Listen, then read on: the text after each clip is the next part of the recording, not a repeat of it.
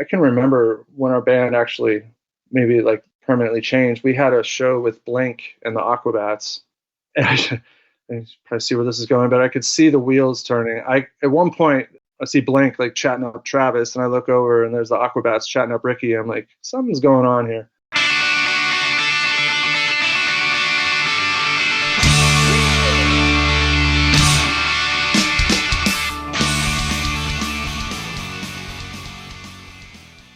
Welcome, everyone, to This Was The Scene, the podcast that takes a look back at the late 90s, early 2000 punk scene. I am your host, Mike Doyle. Before we start, my merch store's shipping on my website, thiswasthescene.com, is not working for some reason, so if you're a WordPress expert and you'd like to maybe help me solve this mystery, you can email me at thiswasthescene@gmail.com. You can also message me on Instagram at thiswasthescene, because I would really like this to start working again. Assorted Jelly Beans was a high-energy ska-punk band from Riverside, California, known for their fast-paced, raw sound blending ska, punk, and hardcore influences. Formed in the mid-90s, they gained recognition through their association with Kung Fu Records, co-founded by Joe Escalante of the Vandals, and their self-titled 1996 debut album became a cult favorite among ska-punk fans, or ska-punk fans, whatever. Their music, characterized by infectious, horn-free ska rhythms, political lyrics, and breakneck tempos, helped solidify their pace in the underground punk scene. Shout out to ChatGPT for doing that write-up. I've been trying to get these guys on for a really long time, and we talk about that too in the beginning of the episode.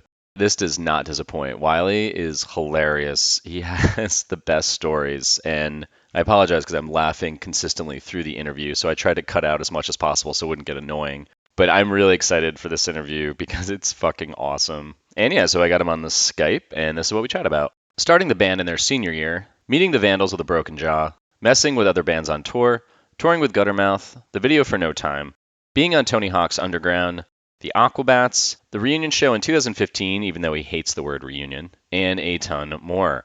Check out his new project, Shock Brace. There's a link in the show notes to go check it out. You can also find them on Instagram and go give them a follow. Lastly, if your company is frustrated that no one gets what you do, or you're worried that your website's not generating qualified leads, then check out my animation company, drive80.com, drive80.com. I do explain our animations that are about 60 to 90 seconds. You can use them for trade shows, websites, sales pitches, I don't know, pretty much anywhere where you need to explain something pretty quickly. If you want to see some samples and pricing, just email me at mike@drive80.com. That's all I got to say, so feel free to subscribe, leave a review, and share this with anyone who would love some punk rock nostalgia. With that said, let's get started. Dude, I'm very happy. It took me 5 years to get you to do this, even though you didn't really know that. 5 years, okay. Well, I was looking at our conversation. Like, what I've done through the years is I'll post bands that I want to connect with or people, and I'll be like, does anyone have any connections to this? And then someone sent me your Instagram. So I sent you a message, and I'm looking at the chain because you just followed up. You're like, hey, sorry, I missed this. That's why we're talking right now. But the first one I sent you in 2020, and you put like a laughing emoji, and I was like, oh, I wonder if you thought I was kidding. Oh, okay. Well, I apologize. I don't know why I would do that. That's weird because I'm not like an emoji person typically, especially with strangers. But it could be something. It definitely could be something I did. Oh, sorry about that. Oh, that's totally fun. I just saw it and I was like, oh, that'd be funny to bring up out of nowhere. Yeah. Catch you off guard. Thanks, buddy. All right, let's go. You're welcome. Where in the East Coast are you located? I'm in Pittsburgh, so I guess they call it the Mid-Atlantic. It's the weird zone, weird friend zone between the Midwest and the East Coast. Did you just move from Riverside to there throughout your life, or have you been all around the country? No, I was in Colorado after California. I was there almost 7 years. Moved out here in 2020, like the tail end of 2020. Just really love the Steelers. Oh, God. They fucking love the Steelers here. It's like, it's too much, dude. It's everywhere. Were you ever like a sports fan growing up at all, or football? Not really. I like soccer nowadays. That's kind of the only sport I really give a shit about. But I was the typical sports are dumb. But I played as a kid. I played soccer and baseball, and I liked basketball. But I never like followed a team or anything. I'm going to talk about this later, but you remember the Cinema Beer Nuts comp, right? The video comp. Oh yeah. I've kind of gone down a list. That's been like a really good source to reach out. I'm like, oh, I remember this. I remember this song. And so I've been kind of chipping away at that list. And you guys, I remember the first time I heard about you was on that comp, which I'll talk about later. But I saw you guys played a couple reunion shows within the last like decade, so we'll kind of touch on that. Yeah, man, before I start all that, let's go back to the very beginning and find out how you got involved in the punk scene. I guess I started becoming interested in punk when I was younger. I don't know if you want me to go that far back, but like when we moved, so I was born in New York and we moved to California when I was about 8. My sister is 6 years older than me, and she was into like the weirdo music, and so like she would play. I think the Damned was the first punk band I ever heard, and I was like, this is fucking amazing. This is insane. And like we'd drive around in her car and she'd play it, and it had like swearing on it and stuff. It was like really racy and edgy, and this is fucking amazing. So I guess that started when I was 11 or so, 10 or 11, whatever grade that was. So then I met Ricky Boyer, the bass player, in 8th grade, which would have been 1989, I guess, 88, 89. That was in New York or California? Sorry, that was in California. So I moved to Huntington Beach, was not a fan. My parents split up. My mom moved to Riverside. I toughed it out with my dad and my sister for about a year maybe or so. And then I was like, all right, I'm going to go live with my mom. So she was in Riverside. That would have been 5th grade. So that was 87, 88, 86. Went to Indiana junior high, and I met Ricky Boyer there. And he had just moved there. And he was, I don't know, he was pretty pretty dorky. I didn't really have any friends either. So we kind of like met each other. He was super hyper. And I was like, okay, this guy's fun. And we started hanging out. And I invited him over one day and started playing records. I'm like, hey, have you ever heard this? And of course, I had like the Sex Pistols album and was playing that for him. And you could see the wheels turning. And he's like, this is fucking awesome. I've never heard anything. Excuse me. I've never heard anything like this. And then from there, it just started. We were hanging out all the time. That was right around when I got my first guitar. My whole family pitched in, and I bought a Les Paul.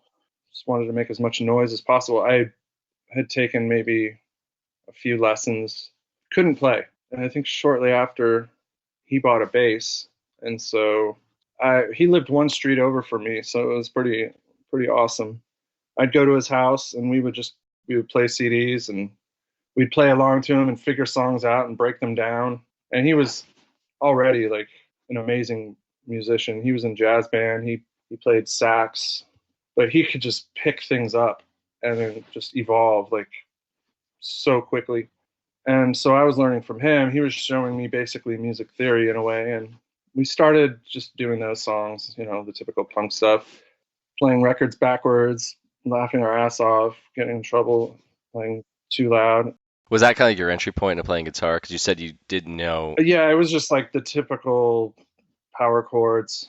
I would say there was a turning point where we got into the ska-punk. We went to, in Riverside, there used to be a record store called the Mad Platter, and we would spend all our time there. We'd go skate over there or walk there, sometimes with like $1 and just go see what we could get in the used tape section or just look at music. And we went in, they put on the Operation Ivy album, and like the first track, I was like, oh, what the fuck is this? Like we just stopped. I could see him too. We were both just mesmerized, just standing there. Like this song's rad. And then comes the second track and the third, and we're like, we just sat there and listened to the entire album. It was just mind blowing. It was everything I wanted music to be at that point. It was like hyper and energetic and aggressive, but melodic, and they definitely had something to say. That was obviously influential on us. So then we started playing around with that kind of sound. We had a bit of a falling out. So this is freshman year already. Fast forward, freshman, junior, sophomore, junior year, we hung out. We had a bit of a falling out. We didn't hang out for about a year. What was it over? I don't remember. Probably something really ridiculous. We spent all our time together. We were like brothers. I mean, all our time together. But anyway, we came back together, and he had been playing with Ricky Falmere, our drummer. He had met up with him and our friend Manny. They had kind of I guess at that time you'd call it like a shoegazy kind of alternative band. They were playing around with that stuff, and we started talking again. He's like, I met these guys. And those two were part of kind of like the cool crowd, very popular. And we were like the freaky kids that were putting tape on our faces and walking around the hallways. in the special classes, because back then they didn't know what ADD was. They would just throw you all into this one room together, and it was like a romper room kind of thing. He's like, yeah, I met these guys and we've been playing. I'm like, oh, rad. So I started hanging out, and then I chimed in and was doing like second guitar. Ricky and I quickly realized like we were really excited to play together, and I was like, hey man, I got like songs I've been messing with, and we started doing more like, I'd say, punk stuff. But then we were like sponges, or at least I was, I'd say. Ricky was too. So we were doing stuff like The Cure and stuff. We were just like taking it all in and just playing around and see what we were really feeling. And we started kind of narrowing it down and getting more into like punk stuff. Then it was just us three. Manny left, but he was still kind of part of our band. But Why didn't you want to stay in the band? it wasn't his thing, and I think he saw like it clicked. Like we wanted to play together all the time, and we would still do shows with that band and stuff. But the band was called Way to Go. I think we played one or two shows, and that was it. At this time, were you going to local shows? Yeah, so I was gonna say, and then we started. So I guess I'm kind of skipping ahead. We started going to. There was a big club called, not big, but a popular club called Spanky's in downtown Riverside, owned by this guy Izot, who ended up owning the Showcase Theater later on. But we would go there and see local bands. We would go see like Falling Sickness or Apple Core, Guttermouth, Face to Face, Voodoo Glow Skulls, sometimes all on the same bill. It would be like $3, $4. Jesus. It was fucking awesome. It was just so exciting. And like, we'd have my mom drive us and drop us off down the street, and we'd walk in so we could still be cool. So that was such a move with so many young kids back then. Oh yeah. And I went through the phases. I had the accessories, like the stupid bracelets and the Doc Martens and stuff. But that I guess that brings me to my point. Like going to see those bands was like, okay, well these guys are all playing punk, but they look like just regular dudes. They look like they just go to thrift stores and come straight here. And it was like, this is fucking awesome. And then all of a sudden, like mohawks and shit like that just seemed kind of like dress up. And I was like, all right, this seems a little more like what I'm into. Yeah, I remember my first show I went to was Agent Orange at this place called The Hop. I don't know how old you are, but The Hop was like this. It was a club, but I guess the demographic was like middle-aged people on their second or third marriage or coming off of that. But at night, or sometimes they would have day shows. They would have punk shows there, and I remember that one. What was like the vibe like there? I'm 45, by the way. Okay, cool. I'm 48.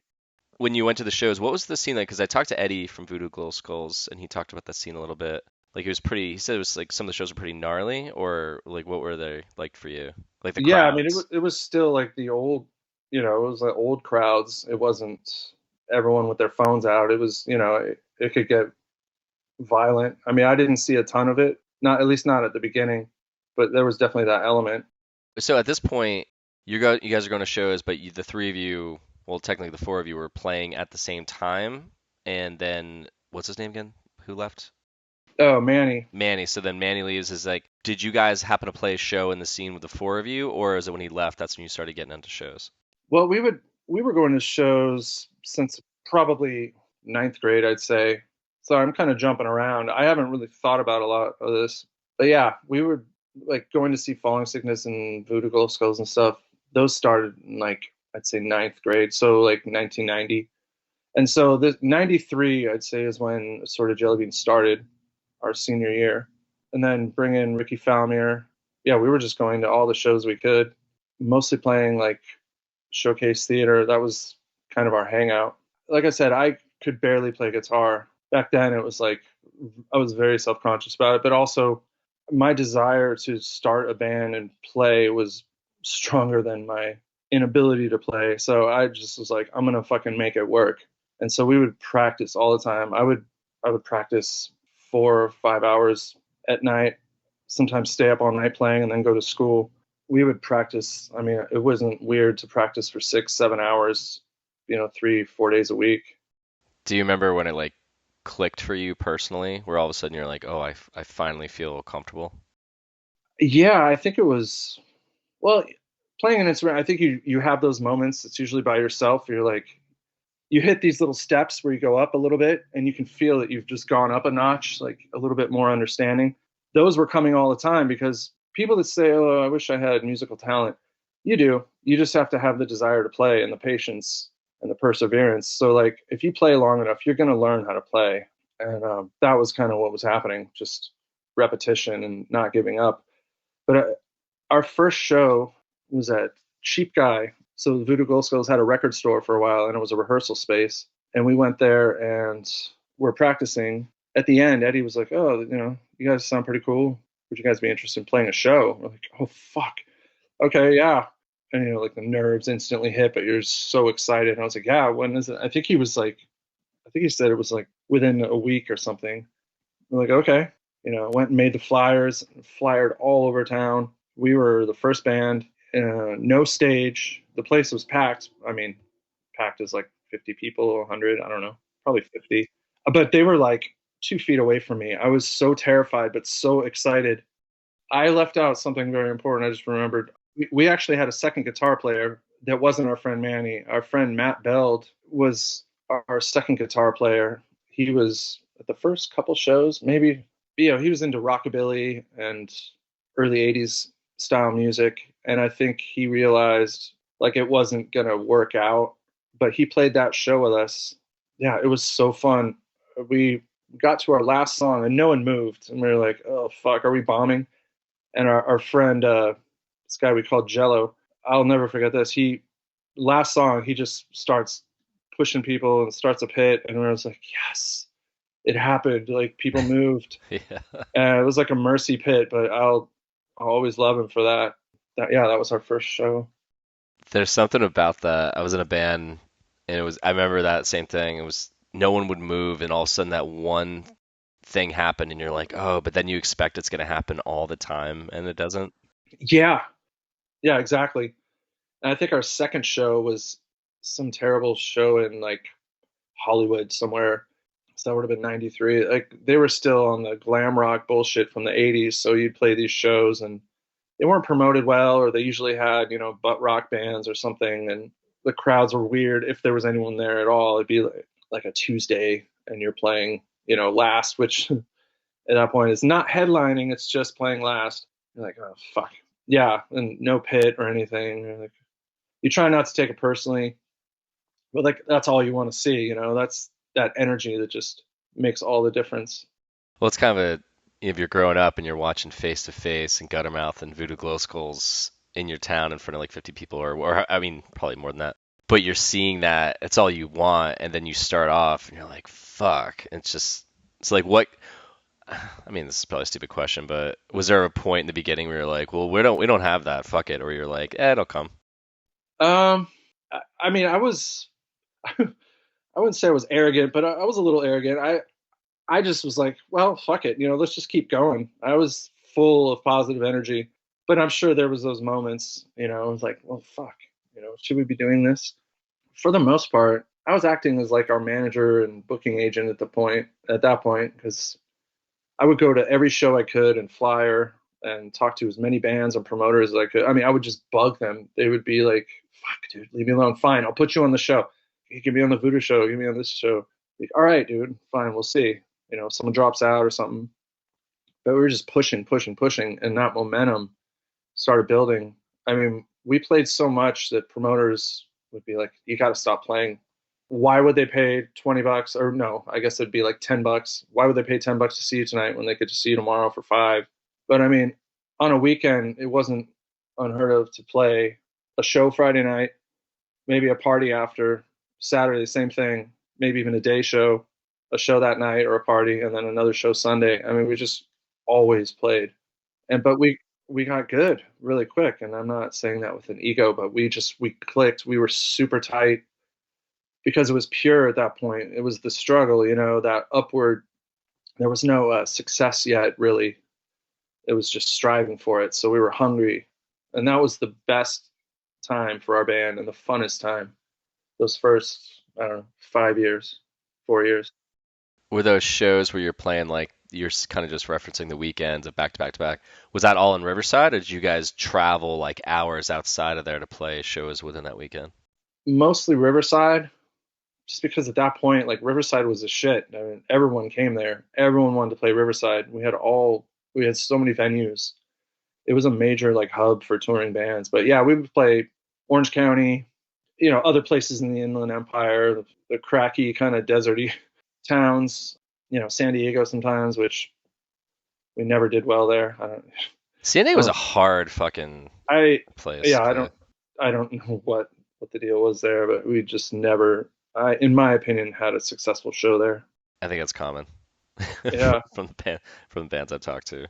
Unless you were like No Knife or Drive Like Jehu or The Locust. So you're located, you're in Jersey? Is that what you said? I'm from Jersey. I live in North Carolina now. Yeah, but I mean, grew up in the Jersey scene. We were all Legion halls and churches and stuff. So when I got into it, I was in a band and we started playing. So everything you're talking about, every time bands talk about something, like I remember it, but it was the same thing. And then it started growing and growing and growing. That's when we were like, oh, and the bands would come through and we are like, oh, we can go touring and leave here because we saw it. Did that same thing happen to you? I mean, with you guys, with the bands that were playing that were local, they were leaving there to go tour. And for where we were, no one was really doing that. Everyone was coming to us, and then we started doing that because of that. Did you guys start to go on the road based on like both? You're seeing local leave and then people coming in on tours?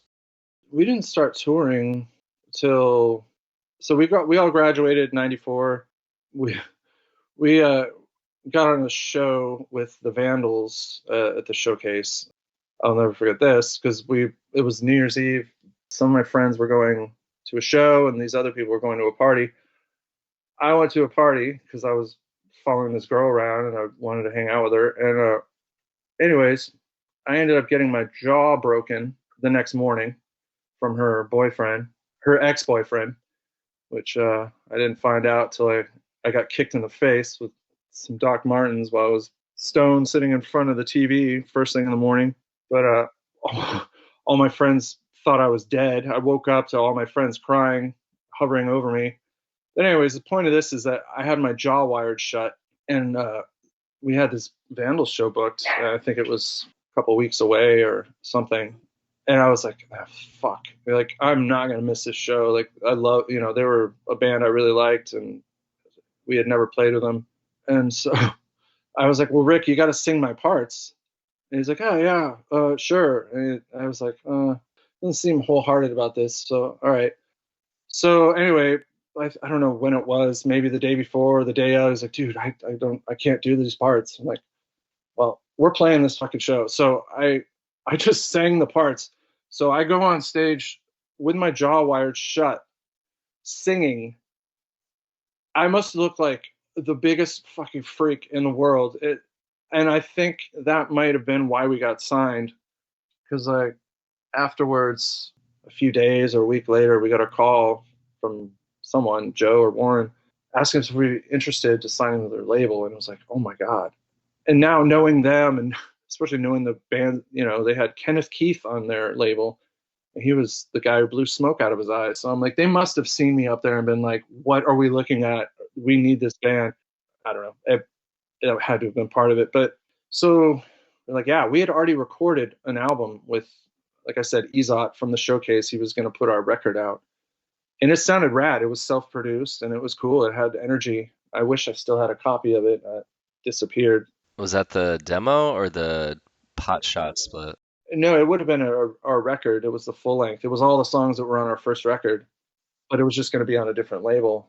But then I guess they bought him out, of the contract, or bought us out of the contract, I should say. And then that was like 95-ish. Wait, so your first record, the recording that's on that, you would record it with someone else and then We re-recorded for our first album, which in a way it was good, but it wasn't as good of performance as the first record.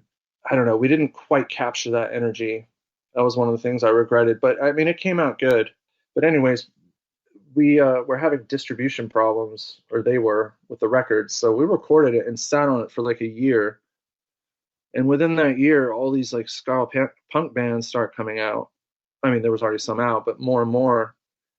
And I was like, well, fuck, man, we gotta get this record out, or it's just gonna look like we're just jumping on it. And then, like a year later, it finally was released in '96, and so we went on tour shortly after with the Vandals for the first time.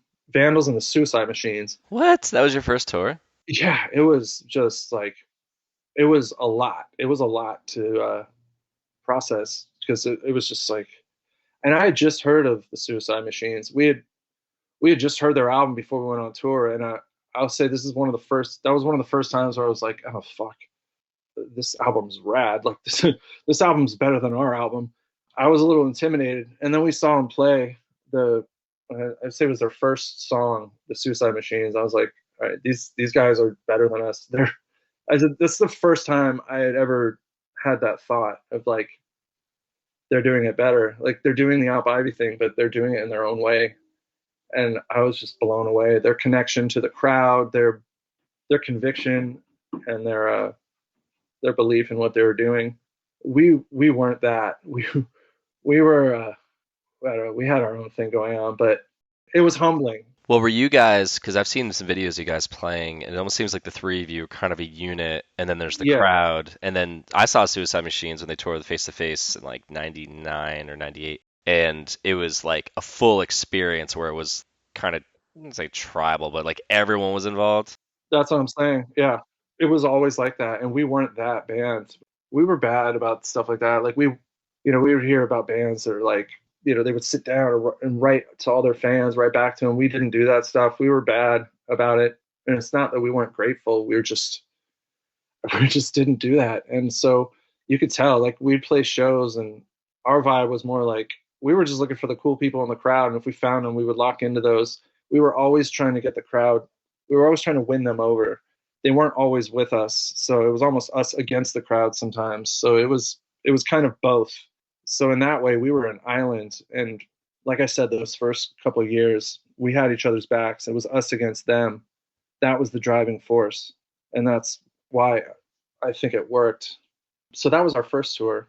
Wait, so talk about that tour a little bit. I mean, just like what can you remember? Just the shows or what you guys got from that or, picked from it or I don't know. There's got to be something in, there's got to be so much in there. I mean, you probably can't remember all of it, but Yeah, I would say the lesson I learned was, like I said, how to connect with the crowd. Like I would watch both bands every single night, every night.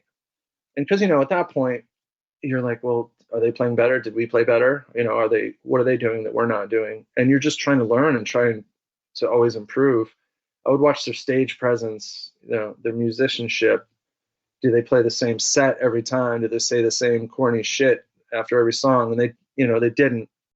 Some bands do. It's fucking ridiculous. yeah, it's so annoying. It's so annoying. I learned a lot of that from watching, I'd say, the Suicide Machines, and then the Vandals are just like an experience on themselves. They're like when they have Josh in the band, it's like four stand-up comedians that are just riffing off each other all the time. I mean, they're like that on stage, they were like that backstage. They were so fun, and especially as our band progressed, I found myself sometimes wishing I could be in their band. I wanted to just play with them.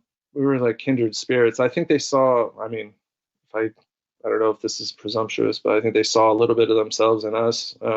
We would, try and one up each other. At one point, I remember Joe Escalante saying, it's usually not super cool for the opening band to outdo the headlining band. I was like, well, no. I sat on that and I thought about it for a second. I was like, no, this is our first tour. We're gonna bring it every night. And so, of course, us being like punk asses, we would push even harder each show. And Dave was all about it. He saw that, and I mean, if you've played shows, it's a friendly competition. You push each other to do better. It's like playing a sport or something. And so he was into it. It was interesting, the dynamics there, like how they saw the bands. But What would you guys do? we would just bring all of our energy. I mean, that's the thing. I didn't think we were doing anything that was not cool. It was our first tour. We were whatever, 19, 20, and we just wanted to go off, and we wanted to play as fast and as energetic as we could. But it wasn't like we were up there, cracking jokes or, being like, oh, you should really think about buying our t-shirts. They're a higher quality. It was like, we were up there just wanted to play. you couldn't just sit back and relax. By the end of the tour, it was like everyone was on their toes. I mean, that was such a fun tour. I mean, that was the first time we ever got pranked was with those guys. I didn't realize that was a thing with touring, but I was in the van one time. We had a bench seat in this van. We called it the Loaf. It was just like, it looked like an undercover narc van. It was like cream color, extended back end. But anyways, I'm laying on this bench sleeping, and I see a box of, well, CDs that people don't know. We used to get boxes of CDs, but I was like, Nitro. I was like, wait, what? Why do we have a box of Nitro records, CDs?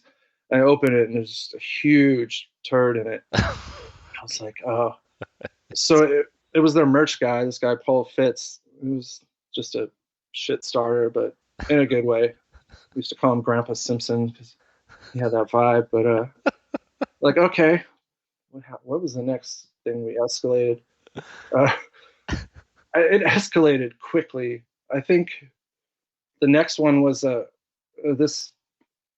Some of the stuff isn't as appropriate today, but whatever. There was no malice behind it, but we spray painted a pink triangle on the front of their van. In the old days, was a symbol of gay pride, and like I said, it wasn't a knock at gay people. It was just like, I don't know, we just did it. It's just something we did, and it was a huge pink triangle on the front of their van, regardless. So I guess they had pulled up to a fast food place after got chased out by some rednecks or something because of it. That was the story I heard. So then, then this just kept going. I forget, the next retaliation was like, I'm sitting back there and I feel something on me. I look and there's a cricket on me. I'm like, oh fuck. And I had a skylight thing where you could open it up. They went to a pet store and bought like a bag of crickets and dropped them in the van. And they were everywhere for like the rest of the tour. So this just kept going. At one point, we were on the highway on the way to a show, and we're like, look in the rear view, and we're like, oh, there they are, behind us. I'm like, wow, they're hauling ass. And so they pull up at like our 5 o'clock or something, and their van door slides open. We're doing like 70, 80 miles an hour. What the fuck are they doing? And Dave pulls out an air rifle, blows out our back window. I think it was our back window. I was like, holy shit. And so and we're just cracking up. And it just added to the aesthetic of this van that had no AC and no heater. It was hilarious. Real quick, if you're needing an explainer video, that's what I do for a living. My company is drive80.com. You can email me at mike@drive80.com for some samples and pricing. Industries that I've created explainer animations for over the last 14 years are tech, software, medical, pharma, recruiting, nonprofits, accounting, ed tech, and more. That's all I'm going to say. So now back to the show. Everyone through the years has told stories from tour, and it's so subdued. These are the funniest stories I've heard. I mean, I loved touring with them. It was so much fun. I didn't want it to end. So much so that I think when that tour was over, they had a weekend gig in Canada. I was like, let me roadie for you guys. And back then it wasn't a big deal. I guess now there's like a waiting list. Everyone wants to do that. But I flew with them on like a puddle jumper over to Canada and just roadied and tech for them. But really, I just got drunk and played their instruments before they did on stage. But it was awesome. It was at the skate park, and like there was all these pro skaters there, like Jeffrey Rowley and all these people. That was fun. Like that was a little dream for me. I just wanted to hang out with them. I got to spend the weekend with them. That was a really fun time. So then we got back from that it was only like a month later, we got back on the road, but this time it was just us and the Suicide Machines. And so we broed out even harder. This was like 97 or 90, not 98, probably 97. We had just recorded our second album, and people were already kind of like, I don't know about this album. We played it for them, and they were forward thinkers, and they're like, this is fucking rad. We were trying to bring in like electronic stuff and hip hop and like all this kind of stuff. They got it. They dug it. But we did that tour with them, and that was a blast too. And it was more of the same, just fine tuning like our live performance and working on these songs. Wait, hold on. So 96, your first record comes out. What's Really Going On comes out in 98. So there's like there's a 2-year period there, technically. How many tours did you do in that time? We did the first one with Vandals and Suicide Machines, and then I think the second one was just us and Suicide Machines. The third one was us and Guttermouth, Jesus, dude. which was a trip. That was a whole change of pace. Those guys were a whole different caliber. Yeah, I heard Mark's interesting. Yeah, yeah. I was looking back at some old photos of that tour, and there's one where he wrapped his entire body up in electrical tape. I was like, what is happening? He was naked underneath. So, all right. They were a trip. They didn't really dig us at first. You could tell. They looked like they were gnarly dudes. They were pleasant, but this is when they had their original drummer Jamie, who was just like he was like a bruiser. He was just and he wouldn't hold back. He was more like a New York guy in that way. He would just tell you shit and talk shit and like okay. I don't think they really dug us except for their bass player, this guy Stever. Stever was awesome. He was like their second bass player. He was like our buddy. We broed out with him all the time. At one point, he said he wanted to play in our band, but there was like little comments like, oh, you guys gonna play some punk tonight? Yeah, because you guys are punk rock, right? Just that, just punking us, trying to fuck with us a little bit. I think we won them over. At one point, the guitar player, the lead guitar player at that time, it's like, look, you guys aren't really my thing, but you're good. You're good for what you do. And I took that as the closest thing to a compliment or like, you're cool or whatever. So I was like, that's fine. Either way, we were going to play. We were doing our own thing. I mean, we liked them, but it wasn't the bond we had with the other guys. The second tour was Suicide Machines and this other band, Apocalypse Hoboken. Yep. I don't know if you remember them. Yeah. When they're from Chicago originally? I think they were a Jersey band. They were surly as fuck. They were another band that didn't really like us. A couple of the guys were cool, but the singer in particular didn't care for us. I think we may have won them over. We weren't holding grudges. They were older though. They all quit their jobs to go on this tour, and the booking agent Stormy Shepherd was like, maybe that's not the best idea. I mean, these are like careers they walked away from. I don't know if they thought they were going to make it or this was their big break, but they were older, like 7, 8 years older than us. So they were a little like, I don't know, bitter a bit. And it just wasn't like our vibe. We were from California. We weren't like, that wasn't our deal. But yeah, that was an interesting tour. The Guttermouth one, that was long. That was the tour that started breaking us. That was 6 weeks in the winter in a van without a heater.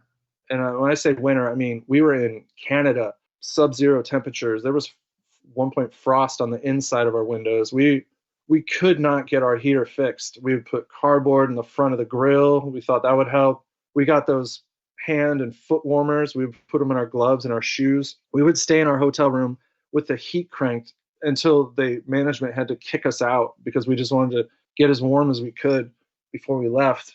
We would take it to auto shops and they would say they fixed it. But that was the tour where we started listening to like old ska, like traditional, like, the Wailers and Studio One stuff and like reggae and stuff. That was the tour where that really started clicking. So you guys like you were really into ska. You weren't just one of those bands that was doing it. There's some bands that did it because it's not easy to play, but it was a good entry point, and then they kind of eventually left it. But you guys were really into that sound. Yeah, so I got my timeline backwards. I remember now. The Guttermouth was our second tour. That was when we started writing the second album. Yeah, we did it backwards. We started with like ska-punk. I mean, I liked Madness. I liked the Specials, but I didn't really know about the old stuff until later on. And then we started really appreciating the old stuff and wanted to bring that in without it being like this generic jump from ska punk to like the more traditional stuff. So we were trying to incorporate that. But that tour really started breaking us. Ricky Falmier and I especially were at each other's throats in that tour, which is it's hard. It's at home, if you're pissed at each other, you just don't talk for a while. That's fine. But we were in a van. There's no escape. And when it's like below zero, you're miserable. These long ass drives, there's icy roads. It was just like coming to a header. We finally had it out at one point. But I remember being so pissed at him that I started came up with this riff. Just like I had this little battery powered practice amp in the van and I would play it. And I started coming up with this crazy kind of riff that ended up being the song Bush Duck Dow on our second song, and I showed it to him. And you try to find ways to make up like with people, and I was like, hey, it's a it's a, and I showed him the song. He's like, that's fucking awesome. So then like that broke the ice, and then you're talking again, and you make up, and then you're friends again. But that kind of stuff. So then we got back from that tour and started really practicing for the second album, and that's when we went with Suicide Machines. So before all that, the first album, when did you guys record the video? That would have been, I mean, shortly after we recorded the album, so 95-ish, 90, early 96. There was, in Riverside, there was this little area just right off the road. You would have to drive, I don't know, not a quarter mile, a little bit off the main road. And there was this whole area of like small houses. How is this a movie set? Like, this is not for regular sized people, but it had the nickname of being called Midgetville. Oh, yeah, we had those in Jersey too. Yeah, it's not super PC today, but yeah, we went to Midgetville, took like band promo photos. But Joe had the idea. He's like, I have an idea. We're gonna have his wife Sandra and this girl that I was dating at the time, Kara. Oh wait, no, it wasn't. It was Ricky's girlfriend. Pretend to be pregnant and drinking 40s and fighting. Like, or maybe that might have been our idea. Actually, his idea was he wanted to. We knew a lot of like Riverside people. We had this one guy, Carmine. Hey, he had the biggest mullet we had ever seen. It wasn't just a mullet; it was like slick, like spikes on the top and like achy breaky as shit down the back. He's like, I have this idea. We get Carmine and we just have this camera circle him like Michelangelo's the David, and was the way he framed it. And it's like it's a work of art. I'm like, actually, we have this idea. How about two pregnant chicks fighting with 40s? He's like, great. In Midgetville. He's like, cool. So then we did that. It was weird filming a video, like not playing, but pretending to play. It was odd. And so I just played off that. I'm like, well, I'm not going to pretend I'm playing. So I tried to make it obvious that I wasn't playing. And if you watch the video, it kind of just looks like I'm not. It's funny you answered that because I remember this and I was gonna be like, whose idea was it to have pregnant chicks smoking? Yeah, that was us smoking cloves. That was our smoking cloves day back then. You guys filmed that at the Mville? Yes, the vertically challengedville. Yes. Yeah, I was in Riverside. I was actually right about my middle school. Was it just like a bunch of your friends? Yeah, yeah. Back then we rolled deep everywhere. Everywhere we went, it was like a gangster rap video. Like if Joe from the Vandals would be like, "Hey, we need to have a band meeting," or "I need to see you guys," we would go to the label with all of our friends and somehow turn it into a party on the way there and the way back in our van. Everything we did was like a big group of us, so it was super fun too. Like I remember doing a drive up to San Francisco with just a ton of people in our van. That was the first time we played with the Descendants, actually on the Guttermouth tour. This awesome venue called the Trocadero that doesn't exist anymore in San Francisco. It had like this, when you're on tour, you remember the places that have good food, and this place had like a gourmet chef there, and like it was real San Francisco. And I love that place. That was probably the first time I was ever really starstruck. It was right after Everything Sucks came out and they got back together. It was that first tour. And we were like, holy shit, I cannot believe we're playing with them. And I remember the thing that stuck out was that Guttermouth obviously was headlining on our tour, but I guess they were upset that they weren't headlining that show. And I was like, really? This is the Descendants, but okay. So, whatever. That's not super important, but I got wasted at that show after we played because I was so nervous. And I went up to each one of them individually, thanked them, and did the whole thing. And they were gracious. No one told me to fuck off or anything. Carl especially, which is funny because I ended up seeing him and Bill periodically over the years because they both live in Fort Collins where I lived for like 7 years, and I would see them around.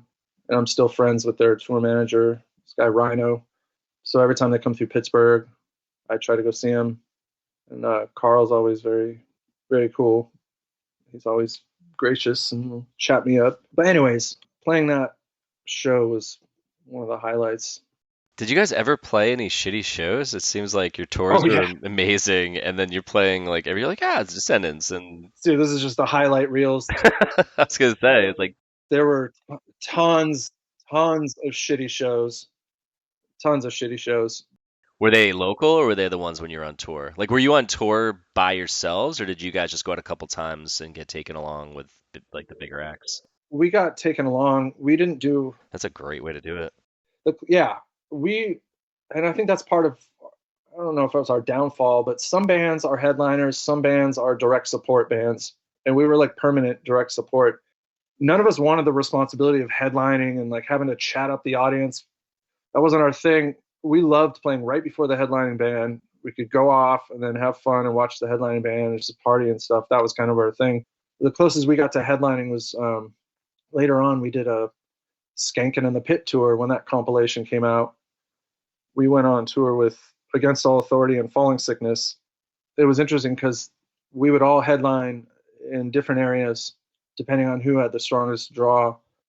That was a fun one. It was weird. It felt like kind of like more independent because the Vandals almost became like our parents. So it was like our first tour with, not first, but it was one where they weren't involved, and oh, it was interesting.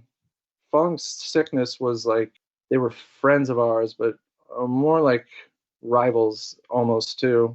So playing that tour, we finally got to know each other, and for what it's worth, I think we bonded at least for that tour.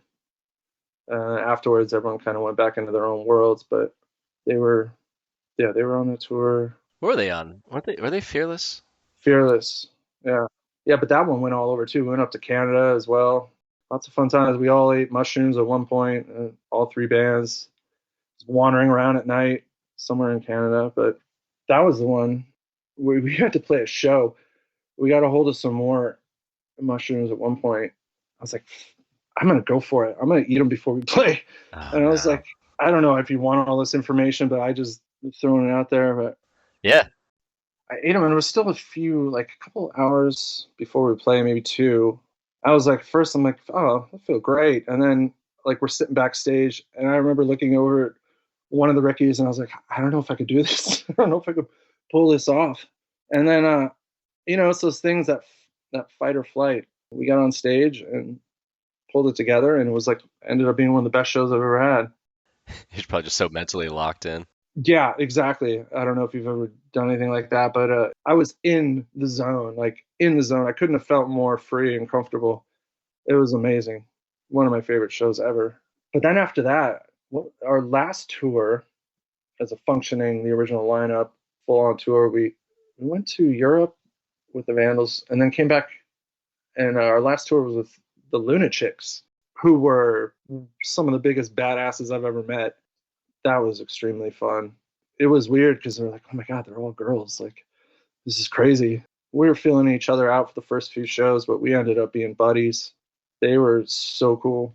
Yeah, I heard great things about them. Like I interviewed Greg from Go Kart, and he just had nothing but great things to say about all of them. Yeah. Yeah, I had a crush on Theo for sure.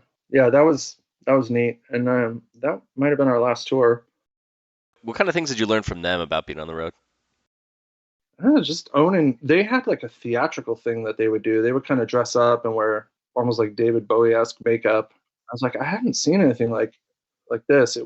It was like, I wouldn't say a gimmick, but not in a bad way. It was neat, and I was just like, I had a lot of respect for him. It was just showing what else you can do with music. Like it's not all about just playing as fast as you can, and it was. It's hard to explain. It was like they had like an artsy vibe. What were they like behind the scenes when you guys were just sitting around bullshitting? They were cool, smart asses, from New York, just sarcastic and chilled. They're super chilled out, way more than us. We must have just came off, their little brothers or something. Yeah, I have nothing but good things to say about them. Did you guys find when you're on tour because of the Cinema Beer Nuts comp that No Time would bring like kids to the crowd just to see that song? Yeah, I mean, uh, that definitely helped. Yeah, people would yell that song, and actually, Brain Dead was usually the one people yelled. That was the first comp we were ever on was that one. That one helped us out. I'd say almost more than our album in a way. that between that and we got a song on the Tony Hawk Underground, I was gonna ask you about that. and that, I mean, if you look at Spotify, that's still like our number one song. Well, yeah, no one knows it. If no one knows it's Rebel Yell. I was gonna ask about that because that's yeah, Tony Hawk's Underground. Was it like the fourth one or the fifth one that came out? I think it was Underground 1 or 2. Some bands they got songs in those that game without just being like sure, and they didn't see any money from it. Did you kind of fall in the same thing, or I mean, it's also kind of hard too because you're doing a cover, but Billy Idol's cover. Well, no, it wasn't a cover. It was an original song. Oh, really? I thought it We was. I just thought I read it was a cover. No, we just called it Rebel Yell. Oh, I totally read that wrong. I sound like an idiot. All right, go on. Oh, dude. Oh, that's fine. I don't expect you to know everything about our band, but yeah, no, it was an original. It was actually like a commentary on bands that I thought were like a lot of hype. The whole premise was like Rebel Yell, but not saying anything. We got paid for it. Well, someone did, but that was another falling out moment there. The person getting the royalties was it the label or the someone in the band? It was a band member took the money, but that's when things started getting weird. We weren't really a functioning band at that point. People started getting into their own thing. I can remember when our band actually maybe like permanently changed. We had a show with Blink and the Aquabats, and I probably see where this is going, but I could see the wheels turning. I At one point I see Blink like chatting up Travis, and I look over and there's the Aquabats chatting up Ricky. I'm like, something's going on here. Yeah, I was gonna say like, wow, what a perfect storm right there. Wouldn't you know? A week later, so he quit again. So then we were on our own, and that was pretty much the end. I tried to get us another drummer. It didn't work out. At that point, Ricky Boyer was turned off. He retreated. He stopped returning my calls. He was over it. This is why we were recording our third album that never happened. We were just falling apart, and we actually had Warren at one point in the studio be like, "What the fuck's going on here?" He's like, "We're wasting time. We're wasting money. Like, get your shit together. Get me a real demo, and we'll come back." And he took off, and that was it. You say Warren from the Vandals? Yeah. And so it was basically me at the end, still trying to make it happen. I had this crappy 4 track, and I was like, I'm gonna record these demos. So I did all the parts with a drum machine, using the guitar for bass and singing. And I remember bringing the cassette to Joe, driving up to Hollywood and handing it to him. He's like, it's over, dude. It's just you. Like, this isn't happening. And it was just like, it was heartbreaking. It was devastating because I had all my well-being and my sense of self was wrapped up in this band. So that fucked me up for years. Years. It's not only till recently that I have discovered that I'm an actual musician. I met a friend in Colorado who used to be in a band called VCR around the same time. He was from Richmond.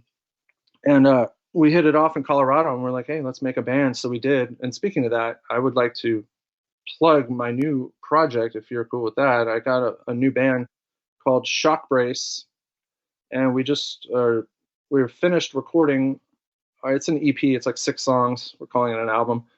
It's done, but we're just finishing up the artwork, and then it's going to be on like Spotify and all the platforms within the next couple months. But yeah, I met him, and he kind of helped bring me back into it. And he gave me these demos that were like, I didn't know what to do with them. I was like, I was this ska-punk guitar player, and it was like every time I would try to jam or play by myself, I ended up trying to do ska-punk, and I was like, I want to be more than this. I want to be a real guitar player. I want to be a musician. I want to try other things. So he pushed me.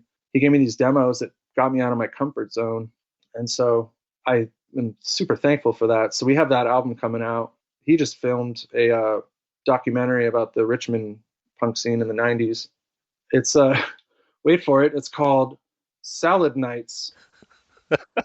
Yeah. So you thought you'd seen it all, but now this one is at night. So if you're a fan of Salad Days, I think you'll be a fan of Salad Nights. And I'll be doing he asked me to like kind of score the music for it, so that's kind of neat. Are you gonna do it? Like, what kind of instruments are you gonna use? Well, I've got like a Moog. grandmother. So like fat electronic bass sounds, kind of like dark ambient type stuff too, kind of, and then also kind of stuff like Link Ray or something, almost like old rockabilly, but with a dark twist. It's going to be neat. So that's coming out. I'm not sure when he's releasing that. I think he's just got to edit it, but that's coming down the line too. And those songs I think will eventually be available on our Shock Brace Spotify. So it is an Assorted Jelly Beans. So if anyone out there is wanting that, What's the thing on what it's kind of that demo you're talking about though? There's a thing on Discogs that says Y2K Theory EP AJB. Is that the thing you brought to them? no. So that was our second album remixed. Okay, because that's on Spotify. At that point, we were so into like all kinds of music. I mean, we were into reggae or in hip hop. I was like really getting into like drum and bass and stuff like that. And we wanted to like do all these. We figured those songs had so many different parts per song. There was like multiple genres in each song that we could do different versions of these songs. To just take a moment from one song and make a whole different genre out of it. It was basically me and Warren. I would skate over to his house. This is when Kung Fu was still in Huntington Beach, Old Town or whatever, the Huntington Beach, and we would just work on these remixes. It was it was the right idea. It just didn't come out good. There's like one or two of them that I think are cool, but I think he wanted to do one thing with it, and I wanted to do another. I was getting no input from the other guys, so it was weird. That was basically just him and I, but they're all remixes of songs from our second album. I'm looking online and I hadn't really seen I mean, I guess I didn't really go into deep dive, but I was just like, okay, there's probably not a lot out there. And then I started looking up. I usually love to go to YouTube and find old videos. And then I came across you guys playing at Romano's in Riverside in 2015. And Was that the then, Halloween one? yeah, you're dressed like Tigger. Yeah. Wait, so the drummer there, that's not Ricky. No, that is. Yeah, that's the original. That's what I was wondering because he's wearing an Aquabats costume, and I was like, that's hilarious. Yeah, he really got creative there. But So, but like I thought, kind of based on your whole the story of him leaving to join the Aquabats, you showing up, and Joe or Warren's like, it's done, and then you just kind of losing yourself for a while. How does that lead to that show? so that was 2000. I'd say we were done by 2001, 2002. Um, and I, like I said, I was bummed. And then I worked at this clothing company, Paul Frank, and Ricky Fallon, the drummer worked there too. He got me the job. And it was odd because the band was done, but him and I would get together and just fuck around sometimes. Yeah, it was weird. It was an odd time. Like I was pissed at him, but we were still had this music connection. We'd party hard and jam together. So a couple of years go by. Fast forward, it's like 2008. He gets a hold of me again out of the blue because he does this kind of stuff. He's like, "Hey, what's up?" I'm like, "What's up?" He's like, "Dude, how would you feel about getting back together and messing around?" I'm like, "Well, what about Ricky?" And he's like, "He's on board too." I'm like, "No way." At this point, I hadn't talked to Ricky Boyer for 6 years, 5 years, and he was like my best friend since we were like 13. And we got back together, and it was emotional. Like we were, tears and everything. Him and I especially, and it was great. We practiced. We set up a show in Riverside, and it was going to be our. I hate the word reunion. I fucking hate it. But we are going to do this reunion show and practiced for a couple months, and then did the show. It was okay. It was a little underwhelming. I think there was nerves, and we just weren't completely on. But then like 6 months go by, and we haven't heard from Ricky Fallon. I guess he went on tour with the Agrolites, went to like South America or something. So in that time, bass player Ricky had this buddy, Mike Garrett, my buddy, who was a fan of us, and he started jamming with us. So then I made the made the call to Ricky Fallon and said, "Hey man, so here's the thing. Now we got someone else." He's like, "Oh, that's fine. I'm busy anyway." So we started playing with Mike for a while, for a couple years. Like we were starting to get some momentum again. Mike's energy was more punk, less ska, less reggae. He wasn't really into ska and reggae, not the traditional stuff.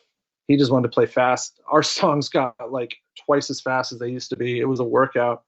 we did that for a few years. And then 2010, I moved up to Santa Cruz, which put not completely dead stop, but we slowed down. But I would still come down once or twice a month from Santa Cruz to Riverside to practice, and we'd play shows. And we did a few Warp tours. We went to England, went to the UK and Europe for like 2 weeks. That was our only headlining tour. I forgot. We did headline that. That was a blast. We did that, came back. Since then it's been then Ricky would come back and we'd play drums with him, or he'd play drums with us for a while, and it's been off and on, and it was never really the same. Yeah, I mean, if you've seen, there's a video of us in Canada at the Rock Fest in 2016, 2018. Yeah, Amnesia Rockfest 2016. Yeah, I think it was 2018, and that was our possibly or 16. Oh, it just says 16 But on the title. okay, yeah, that was our last real go of it together. And if you just look at the body language, like it's not there. It's me trying to be into it, Ricky Boyer trying to be into it, but kind of like holding back. And Ricky Falmer looks like he's thinking about his taxes. So it's just not, the energy wasn't there. The vibe wasn't there. We had a falling out again. We didn't talk. Then it was back to our other drummer, Mike. And the last time we played, I'd say, I guess, was 2018. And it was a fucking horrible show. It was awful. Where was that at? It was not Romano's, the other one that ended up became, it was Romano's. Anyway, the fucking sound man, it's the same guy we always forget, who's every show is like his first time touching the board. And so it was just an awful show. Everyone got wasted, and I was so frustrated at the end. I threw my guitar. It was like, I'm done. I had never quit. I was the only one that had never quit. I quit at that point, and we haven't played since. We were going to get back together this year in November and play some West Coast shows, but at the last second, it fell apart because people got cold feet. That sucked because it was going to be with the Suicide Machines, and so we really fucked them. The shows were set up. Oh, you guys were on the bill, like the name was. Oh Yep. man. I was bummed and pissed, frustrated, disappointed. And that's when I realized this is just like, it's like those relationships, like, it's not going to work, but you keep pretending. It's like a bad marriage where you're just in it for some reason for the kids or for some reason, but it's just, it's broken. So I did leave out one tour. We went over to Japan, which was a blast. When was that? That was in the 90s. There's a online video for that one too. That was cool. That was headlining. So I guess we have done a few. It was 2 weeks in Japan. Japan is a whole other world. Even in the 90s, it was like Tomorrowland. It was like Futureland. And then on the way home, we got a call right before we were going to leave, and they were like, "Hey, these college kids want to fly you out to Hawaii on your way home." We're like, "Okay." So we went out to Hawaii for a week and played one show and one party and just hung out in Hawaii and rode scooters around the island and smoked weed and went snorkeling, and that was a neat tour. And then after that we went to Australia with the Vandals, and that was when Ricky had rejoined again on drums, and we had falling out then. It's just you start seeing a pattern. So like, I feel like the cliff notes of you guys sounds pretty dope, to be honest. I mean, we all love each other. Yeah. But just like the experience you guys got to have for like the shows and shit sound amazing. Yeah, it was neat. It was such a cool time to be. I mean, the music scene was going off. Like, it was prime time punk movement, ska. We'd play with like Sublime and stuff, and no doubt and stuff. When we went over to the UK, the Vandals brought Adrian from No Doubt. He played drums for him. That was neat. He he was a trippy dude. He was cool, but super paranoid that everyone was taking advantage of him because he was rich. So we'd play a show, and he was like, "Let's go out to eat, or let's go to a bar. I'm not paying for dinner." And we'd be like, "Okay, dude." And sure, if he'd have a few drinks, he's like, "Drinks and dinner on me." And we're like, "All right, dude." So there was a lot of that. That was fun. Got into a couple group fights with other people. That was fun. Us and the Vandals fighting punk kids in Ireland. Really? Yeah. We get out of this show, and there's these drunk kids pissing on our equipment. I'm like, Fuck no. I go over and I start shoving this guy. He shoves me. Next thing you know, there's a whole like brawl happening. We're backstage at this one show in Ireland, and I guess we had finished. The Vandals had finished, and there was going to be a DJ that came on after, and he came up and he's like starts talking shit like, I can't do an Irish accent, so I'm not gonna try. But he's like, get your stuff off the stage, essentially. And Joe lost it on him. He did like some kung fu move on him, put him in a headlock, and threw him down the stairs. Oh, it was so good. And then he was just defeated, that guy, and then he had to go DJ. I'm just doing like a highlight reel here. We did a tour with Yeah, go for it. River Phoenix. Well, they were River Phoenix. Now they're Phoenix TX. And for some reason, the promoter thought it was a cool idea to put us on the bill with Zeke, that band Zeke. And we were like, I don't know, raging meth heads or something, dude. They were gnarly, like biker gang vibes. And we're on stage, and I get off stage, and Donnie from Phoenix is like, hey, man, that guy, the drummer from, we didn't know he's a drummer, but he's like, that guy was talking shit about you guys the whole time. He's like saying you guys are posers and all this stuff. I'm like, oh, okay. So me, being the way I am, I was just like loudly in front of him talking to him like, it was a good show, but we're just always ripping other people out, like just provoking this guy, taunting him.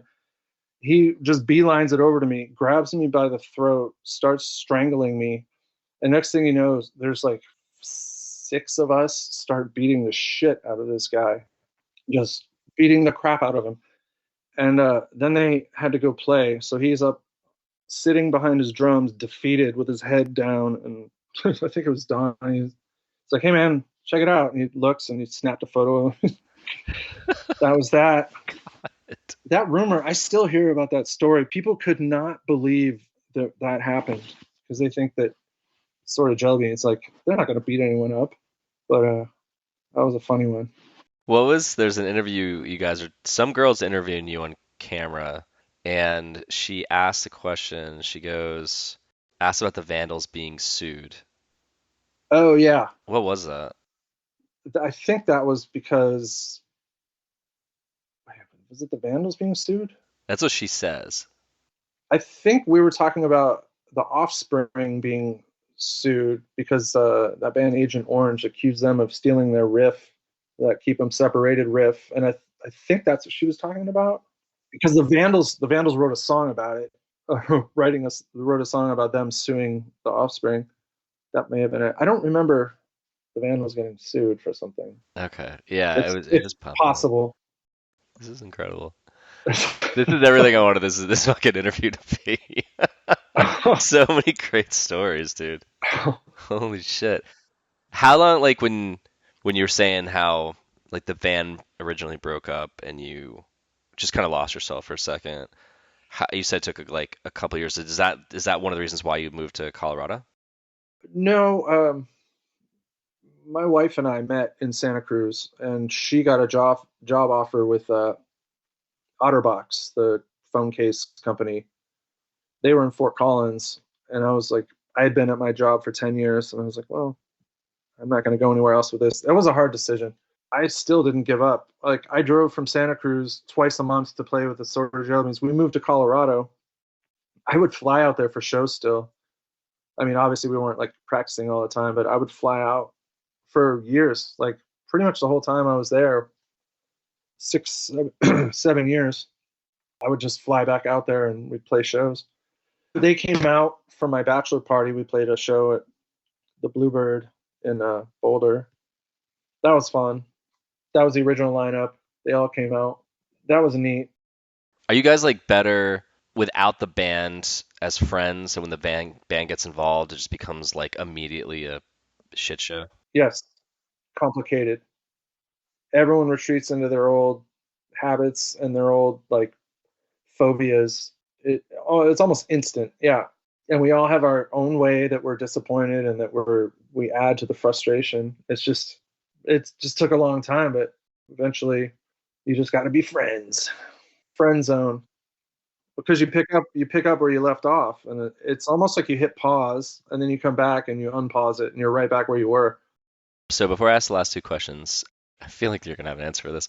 Is there a story you'd like to tell that you've never told in an interview before that you'd like to tell now?